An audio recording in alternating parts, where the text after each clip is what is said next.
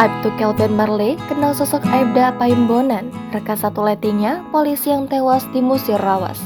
Aibtu Kelvin Marley, Kepala Tim Unit 1 Jatandras Ditreskrimum Polda Sumsel, ikut merasakan duka mendalam atas kejadian peristiwa Aibda Paimbonan, polisi tewas di Musirawas dengan kondisi luka di bagian kepala. Ternyata, Aibtu Kelvin Marley yang terkenal sebagai polisi nyentrik di Polda Sumsel adalah rekan satu letting dengan almarhum Aibda Paimbonan. Kedekatan emosional membuat Aibtu Kelvin Marley turut kehilangan almarhum Aibda Paimbonan yang dikenalnya sebagai sosok rendah hati.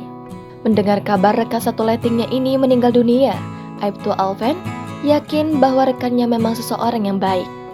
Lanjutnya, Aibda Paimbonan bertubuh besar tinggi, tampan dan memiliki seorang istri yang cantik serta memiliki anak-anak yang juga cantik dan sehat. Bahkan Aibtu Alven bercerita bahwa kemarin dia sempat bertelepon dengan almarhum dan saling bercerita.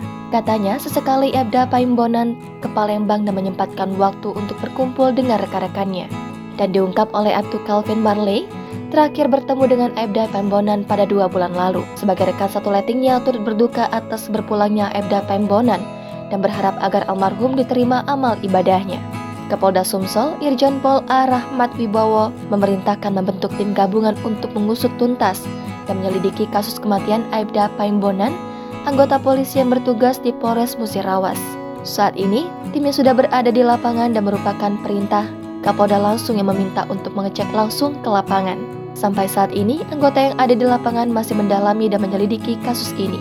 Terbaru, Kabid Propam Polda Sumsel, Kombes Agus Halimudin memastikan jika Aibda Paimbonan tewas di dalam mobil pribadinya dengan luka tembak di kepala. Selain itu, polisi juga kini telah mengamankan senjata api yang merupakan milik dari Aibda Paimbonan. Jangan lupa subscribe, share, komen, dan like ya!